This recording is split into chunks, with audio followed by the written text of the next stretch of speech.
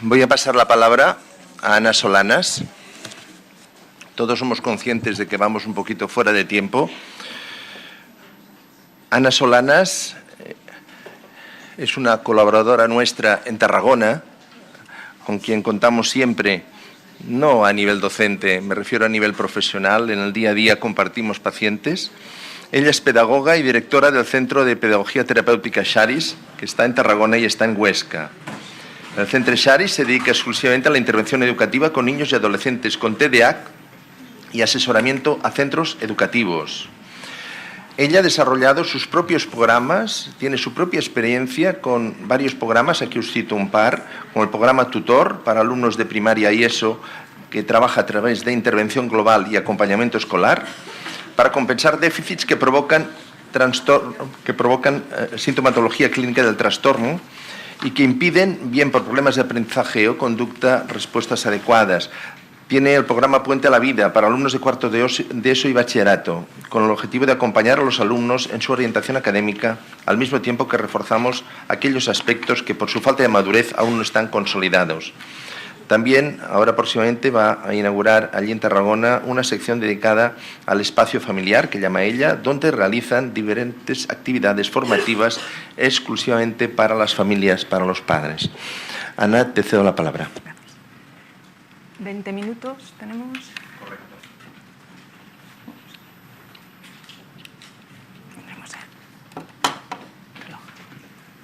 Buenos días, doctor Sasó, doctora Ibáñez. En primer lugar, darles las gracias por volverme a invitar y felicitar y confiar en mi trabajo en estas jornadas. Y felicitarles porque son unas jornadas que yo soy estoy continuamente desde que empecé sobre la coordinación multimodal, ¿no? Y que en un ambiente científico y médico podamos tener un trocito, unos 20 minutos para poner el aula, para poner la escuela, porque con todo lo que hemos escuchado, ahora, ¿qué hace un profesor cuando se encuentra con todas esas problemáticas y todas esas teorías en la realidad de lo que tenemos aquí? El poder estar, la escuela presente aquí, yo creo que es importante, porque no puede ir la ciencia y la medicina por un lado y la escuela por otro. También agradecer a las personas, que por eso le doy importancia a estas jornadas, que tras las cuatro jornadas que hemos hecho me envían mails de agradecimiento, o que a través de haber visto los vídeos se han dado cuenta que su hijo tenía un problema, han podido recurrir a algún médico y han visto que lo han podido coger a tiempo el TDAH. O personas ya adultas que te escriben y te dicen, oye, he visto el vídeo y he visto que tenía yo el trastorno, y ahora se han aliviado, le han dado sentido a una historia de dolor de muchos años en el que han encontrado y se han quitado culpabilidad y han tirado adelante. Para los profesionales que venimos de la docencia y a un nivel vocacional, esa es la mayor gratificación que nos podemos encontrar. El ver que podemos evitar con una simple charla el sufrimiento, sufrimientos que son evitables, porque hay otros sufrimientos que no se pueden evitar de niños, y sobre todo el que la educación no tiene que ser un motivo de sufrimiento, porque la educación tiene que ser un motivo de crecimiento, y también los niños con TDA tienen derecho a esta educación. Son cosas simples, sencillas, pero que en el aula, al día a día, las personas que desde años trabajamos con estos niños vemos que para ellos no es tan alcanzable. A partir de ahora, yo no voy a hablar de TDA, me va a costar porque es mi tema de siempre, pero no voy a hablar de TDA, vamos a hablar de trastornos de conducta. Entonces, yo estoy preocupada con todo lo que hemos oído, porque la mayoría son papás, maestros, docentes. Los maestros, que levanten la mano, por ejemplo. Bueno, el resto deben ser papás. Directores de centro, me imagino que ninguno. ¿O hay algún director de centro educativo? Hombre, felicidades, gracias. Muy bien. Es que la línea está por ahí, en los directores de centros. Estoy preocupada porque se está estigmatizando bastante el TDA. Se cuestiona el tratamiento, se cuestiona su existencia, todo el mundo puede hablar, y cuando sale mediáticamente un problema conductual o de agresividad o que han asesinado a alguien, un hiperactivo, seguro que es él. Entonces son los niños de nadie, porque son los culpables de todo. Entonces yo querría, como veo que por aquí hay asociaciones, pedir, que lo digo siempre en las conferencias que doy, todas estas imágenes que salen en internet de niños diablos, de niños drogados, que son tan sucias y tan dolorosas, que si no luchan por estos niños, las asociaciones ¿quién lo va a hacer si no luchan por sus hijos? El intentar buscar alguna manera de que desaparecieran o no se relacionaran con el TDA, porque ellos lo ven también. Y dentro de estas siglas también están los niños inatentos. Tengo yo ahora un chaval que está en bachillerato que es inatento y me dice: Ana, he diagnosticado a mi profesora. Digo: ¿por qué me lo dices? Me pone de nervioso, es que no para, debe ser hiperactiva. Pero te encuentras a chavales, claro, pero cuando oímos algo de agresividad lo relacionamos ya directamente con el TDAH y te vienen, es que ahora hay demasiada información y mal canalizada. Te vienen papás, es que lo han diagnosticado a mi hijo de TDA y no puede ser porque ni pega, ni roba, ni tiene... yo creo que hay que tener cuidado porque son palabras muy dolorosas y estamos con unos sentimientos que son... Y esto me gustaría que se fuera con cuidado. Entonces, a partir de ahora vamos a hablar de los problemas de conducta y en las aulas.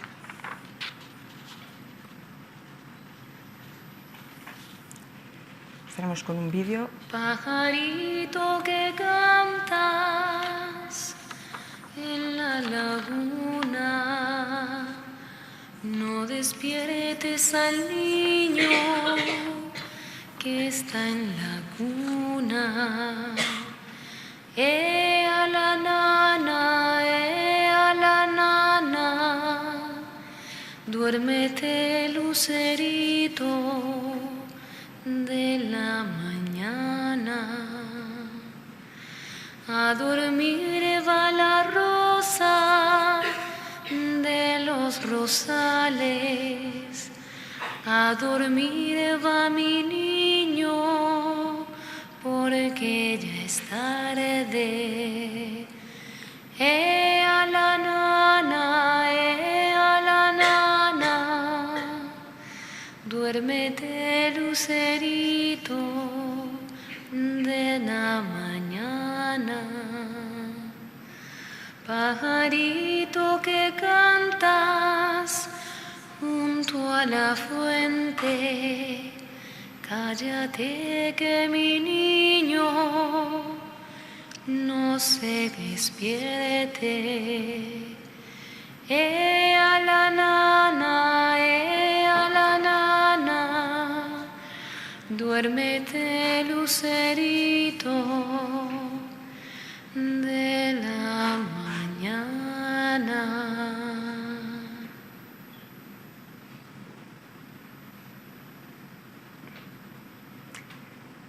Mi intención no es que se duerman después de toda la mañana que llevan con esta nana, pero sí, si han tenido algún sentimiento, si han conectado cuando, sobre todo las mamás, cuando estaban embarazadas, porque todas aquellas emociones, cuando esperan a su hijo, los maestros, cuando decidieron ser maestros porque querían ayudar a niños, sacarlos adelante, en los momentos duros que tendrán, como en estas imágenes, porque para mí los papás con niños con trastornos de conducta son héroes, porque nosotros, una vez han acabado las sesiones, no seguimos con los problemas y ustedes siguen con ellos en casa. Son problemas difíciles de gestionar y hemos oído muchas etiquetas, pero lo que en esos momentos, acuérdense siempre de ese bebé. Sus hijos son ese niño. Ahora veremos médicamente lo que les va a decir la doctora Mar Domingo, pero no olvidemos esta parte humana de estos niños, porque si no les podemos dar la espalda ni los maestros ni las familias, porque si no se quedan solos.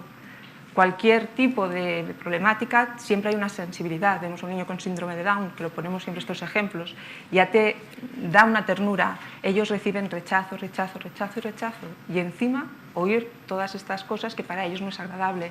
Y a mí no me gustaría que las familias hoy se fueran un poco preocupadas y que cuando lleguen vean a ese bebé, a ese niño que tuvieron con tanta ilusión, a ese niño que les da esos abrazos y no vean todos los síntomas que hemos visto o se vayan con la preocupación de pensar que a lo mejor lo puedan tener. Disfruten de su hijo.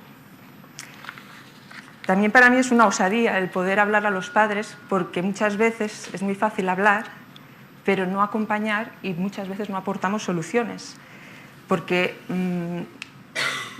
los padres con los niños con trastorno de conducta se sienten muy juzgados, se sienten aislados y tenemos que ayudarles, tenemos que estar a su lado. Muchas veces los ves que están sufriendo porque sienten sentimientos que están encontrados. Ven lo que hacen sus hijos y llega un momento que no pueden más. Entonces, para un padre ver que tienes sentimientos que pues, no son los adecuados o que no son los normales de que un padre tenga por su hijo, no quería decir las palabras, pero a veces te dicen, es que creo que ya no quiero a mi hijo, es que ya no lo puedo ver. Eso, tener que llegar un padre o una madre a decir eso tiene que ser durísimo. Y el proceso de dolor hasta llegar a ese punto, ahí no tenemos que juzgar, los tenemos que arropar, los tenemos que mimar, porque hay que ayudar a toda la familia.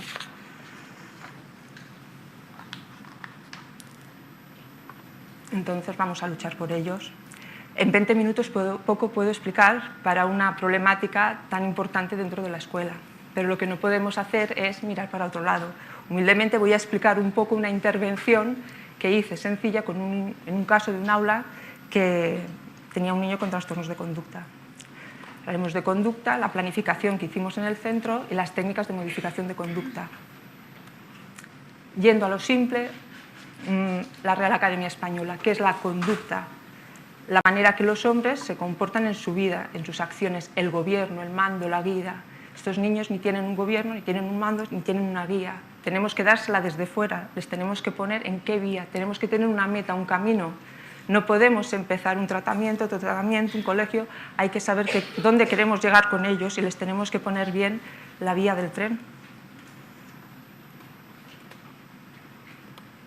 Este era un curso, eran 24 niños.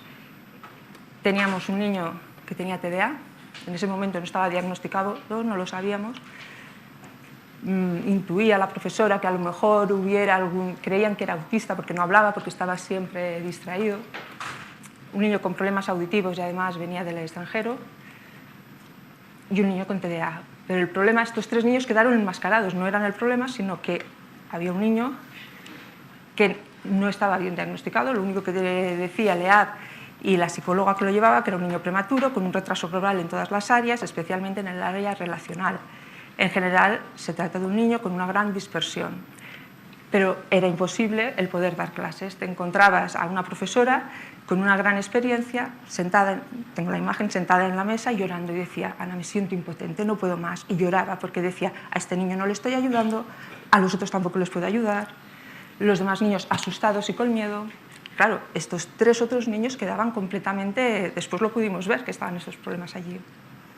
Entonces, con la jefe de estudios lo que hicimos es intentar primero observar y ver, poner un cortafuegos por donde podíamos empezar a trabajar, porque no era justo ni para el profesor, ni era justo para los demás niños, ni era justo tampoco para nadie. Y empezamos a hacer hojas de control para ver todas las actitudes que él iba haciendo. Y en definitiva eran ecolalias, ayúdame, y yo, no lo sé hacer, yo también. En medio de una clase se ponía a cantar, se ponía a bailar, si él veía que no le salía el trabajo, cogía los ejercicios de sus compañeros y entonces los rayaba. Gritos, que eran como sirenas de ambulancias, continuamente gritando, corriendo. Además era un niño muy corpulento porque parecía más de tercero de primaria y estaba en primero de primaria. Falta de atención, concentración, pedía perdón continuamente, palabrotas, pero palabrotas muy fuertes a la profesora y riéndose con una risa nerviosa, descontrolada. Cantaba, golpeaba armarios, los niños se acostumbraron a los ruidos, a los golpes. Bueno, aquí, como hay poco tiempo, tengo todo el registro de todas las conductas que hacían y cómo empezamos a intervenir. Lo primero, haciendo extinción, pero no siguiendo todos los pasos de un manual, sino que a la mínima que el niño o cogía una mesa y la tiraba a un compañero, pues era cogerlo. Teníamos la sala de psicomotricidad que estaba al lado del aula, que por suerte la podíamos utilizar. Lo único que tuvimos que hacer es cambiar los horarios. Entonces la dividimos en 2. O sea, aquí vamos a ver una intervención con el mínimo de recursos y sin gastar nada de dinero, solo el asesoramiento que se hizo. Que había una sala de psicomotricidad, pues bueno, la dividimos. Cuando el niño insultaba o pegaba o agredía, lo cogíamos y lo sacábamos para que los demás pudieran seguir. Esto como primera medida. Después les explicaré esto de Laura, qué quiere decir. Hacíamos con los registros y a partir de ver en qué momento se hacían estas conductas, dónde se hacían y delante de quién se hacían, ya empezamos a tomar unas cuantas medidas. En la clase ya no estaba solo la tutora, porque el objetivo principal era a esta profesora tranquilizarla, que se sintiera arropada, que se sintiera protegida. Entonces, puse yo con ella en el aula, compartíamos la tutoría, para los demás niños eran 2 profesoras y la jefe de estudios, pues, nos lo íbamos repartiendo. Entonces, para el centro y para los padres éramos siempre o la jefe de estudios o yo los referentes para este niño. El camino es largo y duro, pero tenemos que ponernos unos objetivos y no salir de allí, no tenemos que ir divagando. Lo primero que queríamos hacer era corregir las conductas inapropiadas, desarrollar, pero no solamente contenerlas ya corregidas, decir, bueno, ya se ha acabado el problema, no. Ese es el primer paso para poder empezar a intervenir. Es como una cebolla que tenemos que ir quitando las capas, pero ese niño también tiene que aprender dentro de su nivel, no es decir, oye, ya está tranquilo, lo hemos controlado, le damos un dibujo que se pase el tiempo dibujando, pero al menos no molesta, no. El niño va allí para aprender. Estamos educando y no curando. Información y formación, ensayo a los docentes. Lo primero fue hacer un claustro extraordinario, explicar la situación, que era un problema de todos y qué medidas y cómo tenían que actuar todos.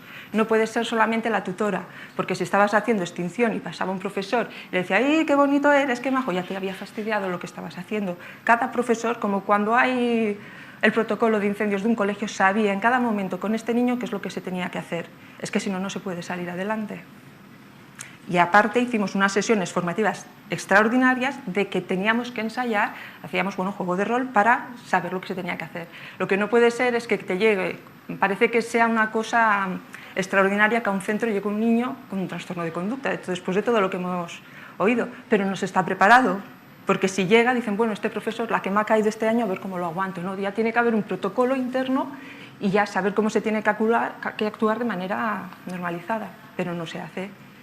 Información a las familias. Una vez ya el claustro de profesores sabía lo que tenía que hacer, pero todos, la ESO, todos, se llamaron a las familias de esta escuela y se les explicó tal cual lo que estaba pasando, que había un niño que tenía estas conductas, que se estaba interviniendo de esa manera, transparencia, porque si no, las familias se van a preocupar y no se tiene que esconder, se tiene que pedir además la colaboración. Al mismo tiempo, la tutora le pedimos que lo que hiciera era equipo, que hiciera comunidad en el aula. Entonces, cada niño tenía una responsabilidad para que no tuvieran miedo y se pudiera seguir esos niños avanzando. Si no se hace todo junto, si no hay una coordinación de centros, si no es un proyecto, por eso decía la importancia dentro de los docentes. Y sí que hay técnicas y de modificación de conducta y pueden coger cantidad de manuales por internet, pero si no se aplican bien, ahora hay demasiada información. Ah, yo ya he hecho extinción, he hecho tiempo fuera, he hecho tal, le damos tiempo a los... y no funciona, es que el niño no va bien. Oye, ¿cómo lo haces? ¿Cómo eres tú como docente? ¿Ese tipo de métodos te van bien para hacerlos? O a lo mejor por tu personalidad o por cómo es el centro, igual tienes que utilizar otro tipo de técnicas. ¿Cómo es ese niño? Ese era ese momento. Hay que hacer, no se puede dejar en 2 días y que después el niño ya lo hará. No, la familia lo tiene que seguir haciendo, es un problema más difícil. Entonces, si no vamos todos coordinados, no se sale adelante. Y no es justo para un profesor, porque el año pasado una profesora, no olvidaré nunca su cara. ¿Qué más puedo hacer? Es que ella sola no podía más, necesitaba ayuda. Y no hubo ningún cambio, o sea, el niño tenía que cambiar, pero no cambiaba la estructura del centro. El niño este, que no es el caso que os estoy explicando, era un niño que estaba en una clase, era un niño con hiperactividad, era una clase súper pequeña, la última fila estaban pegados a la pared, y no tenía sitio ni para moverse. Entonces, claro, solo que levantara así el lápiz, ya decían que le quitaba el ojo al de al lado, pero claro, es que un niño necesita moverse. Pues expulsado con los de bachillerato, con los de la ESO, había que haber, si ya sabían que este niño, que era de toda la vida del centro, iba a llegar a esa aula, oye, físicamente se cambia y se pone un aula más grande porque él necesita moverse y la mitad de los problemas te los evitas. Fue imposible, porque tenía que ser esa aula y ya está en un centro muy grande. Hay que cambiar estructuras, tenemos que adaptarnos al niño, pero adaptarse al niño no quiere decir dejarle hacer lo que quiera o consentirle las conductas disruptivas, sino que buscar maneras para que no se produzcan y evitar aquello que se puede evitar. Después de hacer las reflexiones con el claustro, hicimos grupos de trabajo para ver también las necesidades educativas que había en el centro, para buscar nexos en común de formas y ponerlo como ideario del centro, en las cuales ya formarán parte para otros años del mismo colegio. creación de un aula de refuerzo exclusivamente para reforzar la intervención para esta clase. Fue un aula solamente para esta clase, que claro, tuvimos que hacer, cambiar el aula que les tocaba a ellos en otra. Imaginaros todo este movimiento en medio de un curso. El aula está buscando material que sobraba de otras clases, lo pudimos crear y la montamos. Empezamos a hacer grupos flexibles, como el profesor de gimnasia tenía mucha empatía con los demás niños, hicimos grupos de lectura. Entonces, este niño también salía con los demás en un grupo de lectura, pero los niños que iban mejor también. Con esto que conseguimos que el resto de la clase tuviera momentos de silencio y que pudiera seguir adelante y no tenían que estar escuchando y viendo situaciones que eran problemáticas, pero cortamos un poco la situación. El profesional de referencia del alumno expone las técnicas para cumplir para todo el alumnado. Antes que he visto que ponía Laura, Laura, Laura, nos encontramos, esto era en primero de primaria, pero la profesora de P5 a este niño lo quería mucho y siempre era el pubret, como los papás que también me lo llamaban el pubret. Entonces, claro, lo llamaba a escondidas, le daba abrazos, le daba chucherías y le decía, pubret, ¿qué te han hecho hoy? Y tú igual habías estado con él en la sala de psicomotricidad, después de que había dicho palabrotas con extinción, aguantando golpes allí, y iba después, que llevabas a lo mejor que te había roto el jersey, porque claro, es lo que hay que hacer en una situación así. Y iba ella, el pubret, y la tuvimos que llamar y decirle, no nos estás tirando todo el trabajo por tierra, porque después él solo decía, Laura, Laura, yo quiero ir con Laura, yo quiero ir con Laura. Y toda la intervención que hacíamos, no puede ser, esto es una cosa seria, íbamos todos a la misma línea y le prohibimos que lo mirara. Porque además una de las normas que pusimos a todo el claustro de profesores es que cuando se lo encontraran por los pasillos no hubiera contacto visual, porque si él tenía contacto visual con un profesor, ya a hacer la gracia, a dar una patada y le decía yo, y me estimas, me quieres, entonces todo esto había que cortarlo. Claro, no es el ayudar a una profesora para una situación en concreto, sino es reeducar a todo un centro escolar para una intervención concreta, pero si esto ya se tiene preparado y sabemos que hay un código rojo, pues entonces todos ya tienen que saber qué hacer, no tenemos que esperar a que llegue el problema para que este niño pueda tener una buena calidad. Situaciones de riesgo que podíamos ya evitar, el ponerse y quitarse las batas. Claro, él era el doble de alto que los demás, la situación de ponerse las batas era tirarlos a todos y entonces ya se ponía a bailar, ya se ponía a gritar. Pues él se la tenía que poner 5 minutos antes. Siempre tenía que haber un adulto en el aula, no podían estar solo los niños, pero él sabía. Entonces te decía, no sé ponerme la bata para provocarte. Entonces le decíamos, bueno, pues y ayúdame, ayúdame, que me quiero que me ayudes. Entonces, claro, ahí empezamos a ver, cuando ya teníamos más controlada su conducta, la interacción con el niño con TDA empezó a salir, porque de repente, cuando ya lo teníamos controlado, ya se ponía la bata y estaba tranquilo, decíamos, ¿cómo que ahora empieza a decir y a hacer una serie de cosas? Y era que el niño, que era además superdotado, por debajo le estaba dando las directrices. O sea que esto fue un trabajo de chinos. Entonces es cuando llamamos a los papás de este niño y nos dijo que realmente estaba diagnosticado con TDAH. Y dijimos, bueno, ya vamos sacando aquí información. Hubo que hacer cambios en el aula. La disposición de las mesas, pues entonces las tuvimos que hacer por grupos. Porque después con el niño con TDA también estaba con ellos, o sea, se hicieron grupos en el patio, eran una piña los tres juntos. Imaginaros qué bomba más explosiva para los demás. Había que romper esta relación que ellos tenían. La disposición de las sillas en la clase y de las mesas era que él estaba cerca de la puerta, pues si teníamos que hacer extinción y sacarlo, y que también un contacto visual continuamente con la tutora, porque ella siempre tenía que ser el rol de la autoridad en la clase, aunque cuando estábamos la jefe de estudios o yo, teníamos en otro rincón, porque teníamos era un poco la figura del velador, ¿no?, que se dice actualmente, pero el velador es de integración para que ese niño tenga unas conductas y esté bien integrado en el aula, pero puede estar preparando material para la profesora, puede estar haciendo otra serie de cosas, o estar el velador atendiendo a los demás niños y este niño puede estar atendido por su profesora. O sea, se pueden hacer 1000 cosas y hasta ahora no hemos hablado de dinero, simplemente de ilusión del profesorado, de ver la problemática que había que parar porque a todos los niños hay que atenderlos bien. Y estas ideas tienen que salir del claustro de profesores. El comedor, claro, unos problemas, bebía en el vaso, tiraba de su vaso, tiraba a la jarra central donde tenían que beber los demás, tiraba el agua. Imposible. Las cocineras que hacían, darle de comer más cosas, le guardaban más chucherías, tuvimos que poner otro filtro con las cocineras vigilando en la cocina.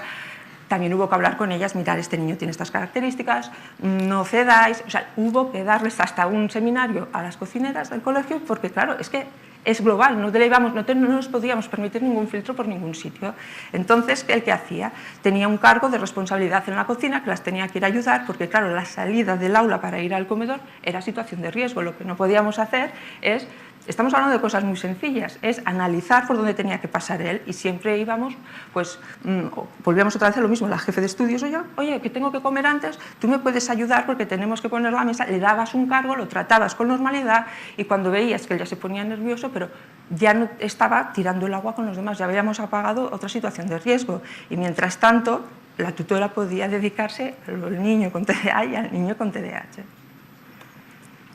5 minutos antes, él ya iba allí. En el recreo, esta clase salía antes que los demás, cuando se comían el bocadillo tranquilamente en clase y aún no había tocado la sirena ni nada, pero ellos ya estaban fuera y entraban 5 minutos antes, pero ellos no sabían por qué era. Les decíamos que como han trabajado tanto y como tenían tantas ganas de hacer las cosas, que se habían ganado el patio, y que como tenían tantas ganas de aprender, que qué iban a hacer después en el patio, que entraban antes que los demás, porque venga, habría que hacer cosas, porque después por la tarde tendríamos que hacer un proyecto todos juntos. Les entusiasmábamos, hacíamos grupo, hacíamos que ellos fueran partícipes de las cosas que se tenían que aprender, porque habéis visto que ya estamos en primavera y que hay flores, pues por la tarde igual, si salís antes y cogéis flores del patio antes que los demás, tendremos las mejores, las más preciosas, y el mural que haremos para final de curso será el mejor. Al niño no le teníamos que dar más problemas, pero darle una explicación de por qué se salía antes y se salía después, no por decir, oye, que tenéis aquí un niño que os va a hacer daño y esas son las normas, no, pero tú también te tenías que entusiasmar, porque aparte tú eres el adulto, el que tú le tienes que educar, no ellos a ti. Los pasillos, sobre todo el problema era con los profesores, porque los alumnos de la ESO, los mayores, lo miraban, le daban abrazos porque les daba pena y le decían, pórtate bien, mira que nada, y venían allí y les dijimos, por favor, no vengáis más, salían y ya eran en la puerta de la clase allí como, no vengáis, porque no y intentamos evitarlo porque había que buscar la máxima normalidad. Siento no poderlo explicar con más detalle e ir tan rápido porque ya el tiempo se ha acabado, entonces esto era para explicarlo con más... Las técnicas de modificación de conducta, las básicas, las de toda la vida, de las que sabemos que en todos los cursos de TDA se están dando, en todos los manuales las tienen que tener. Cuidado, cuidado, porque es peligroso si no se utilizan bien. El refuerzo positivo, la atención selectiva para aumentar conductas. Todo esto es lo que en una primera fase, hasta diciembre, estuvimos, pero de manera continua, aplicando el tiempo especial, la economía de fichas y las de extinción, bueno, las de tiempo fuera, castigos lo menos posible, contratos no los utilizamos, refuerzo positivo, el contacto físico, la alabanza, sobre todo para los demás, ¿no? Porque que lo necesitaban mucho. Recompensas, privilegios, bueno, la atención selectiva, pero esta foto a mí me gusta porque a veces, haciendo este trabajo que era muy duro, la felicidad que sientes viendo cómo van cambiando, porque estas técnicas bien aplicadas, pero no tenemos que utilizarlas a nivel individual, yo como profesor las hago tiempo, no, tenemos que buscar dinámicas y tenemos profesores muy creativos y con mucho potencial en nuestras aulas, las mismas dinámicas pero para grupo que existen y hay, y tenerlas ya como dinámica de centro, gincamas. La escuela tiene que ser creatividad, tiene que ser ilusión, tiene que ser integración, habilidades sociales. ¿Qué mejor habilidad que trabajarlas en el patio? Ayer pasé por delante de un instituto y me paré a mirar. Digo, madre mía, aquí qué bien se podría estar haciendo cosas. Un instituto enorme. Y tienes desde los pequeñitos de primero de ESO a los de bachillerato todos allí. Entre que había uno que no viene al tema, pero jugando a baloncesto con las manos en los bolsillos, digo, madre de Dios.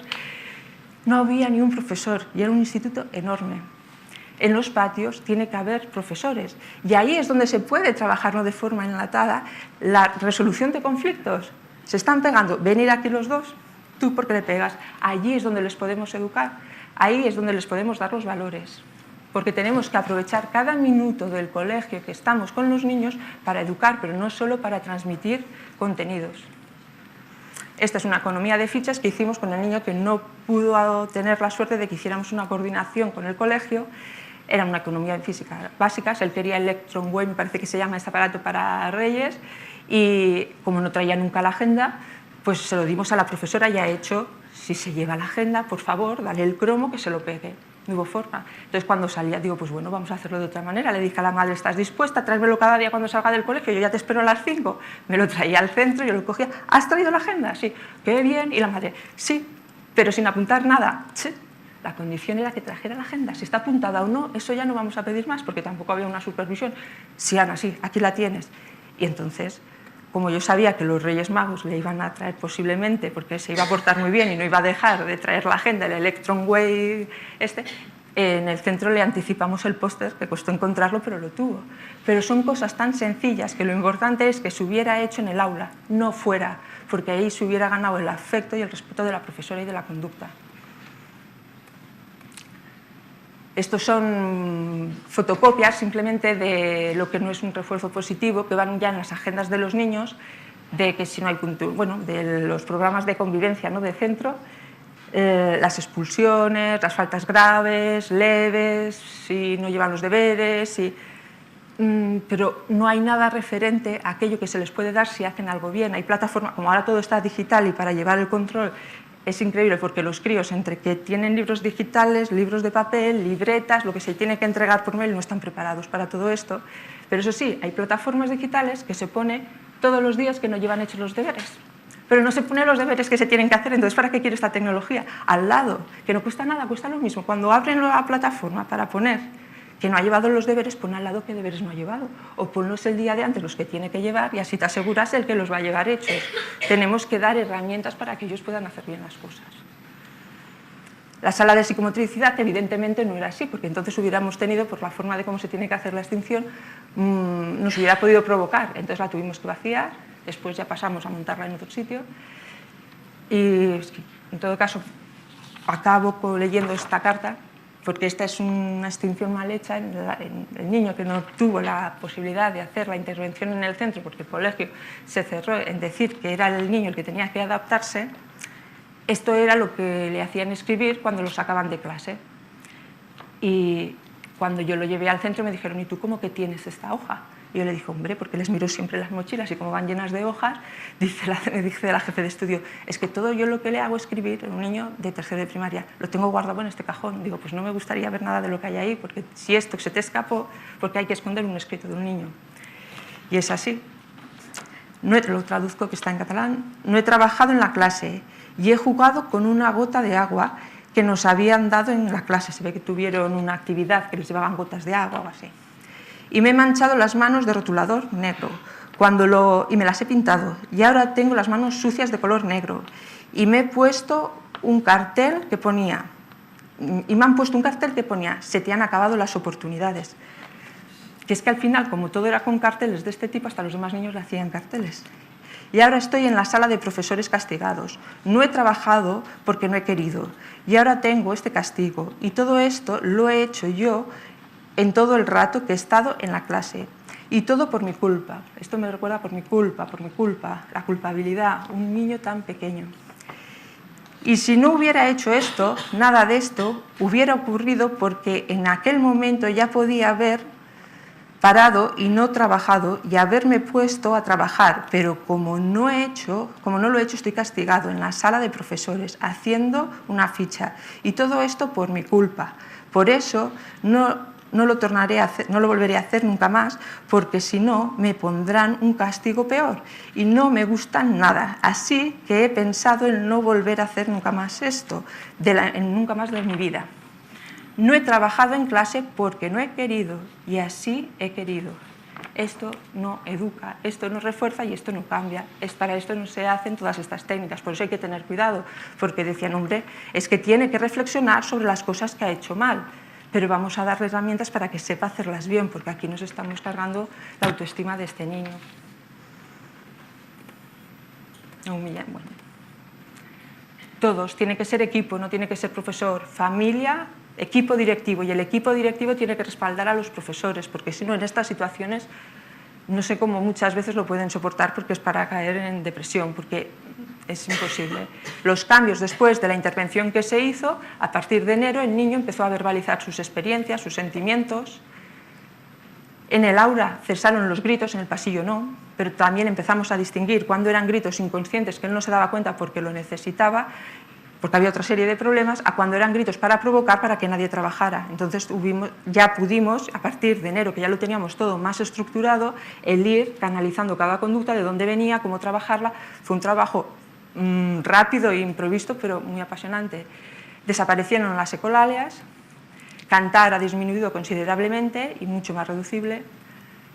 Persistía la falta de atención y concentración y las palabrotas que eran nuevas las iba cambiando. Y a partir de ahí ya pudimos empezar con técnicas cognitivas, porque ya la situación de la conducta la teníamos controlada. Pero sin la ayuda y el esfuerzo de todos los profesores juntos, esto hubiera sido imposible y no sé cómo se hubiera acabado, porque algún accidente grave hubiéramos podido llegar a tener. Sin embargo, las familias contentas y los demás niños pudieron salir adelante. Siento tener que ir tan rápido. Lo único que quiero es que se vayan con un mensaje. Como estamos cerca ya de Navidad, váyanse con algo de alegría, que tienen unos hijos estupendos, pero dedíquenles para Navidad más tiempo, más abrazos, más sonrisas, más paciencia, más atención, disfruten de ellos. A medida que vayan llegando los problemas ya se irán solucionando. Hay muchos profesionales, tenemos aquí a la doctora Mar Domingo, que están investigando, que están haciendo estudios que nos ayudan en la docencia para poderlo sacar adelante. Y no adelantemos acontecimientos. Hoy disfruten de sus niños cuando lleguen. Y si no, para Navidad, lléveselo, porque ya hemos acabado el camino a la estación de Canfranc, que es preciosa aquí en el Pirineo aragonés. Pero si tienen un niño desafiante, no les digan que quieran ir. Díganles que aquí les han dicho que es muy bonito, pero que no piensan ir nunca, porque entonces se les dirá, ¿cómo que no? Mañana mismo nos vamos. Y así van allí y lo disfrutan. Muchas gracias.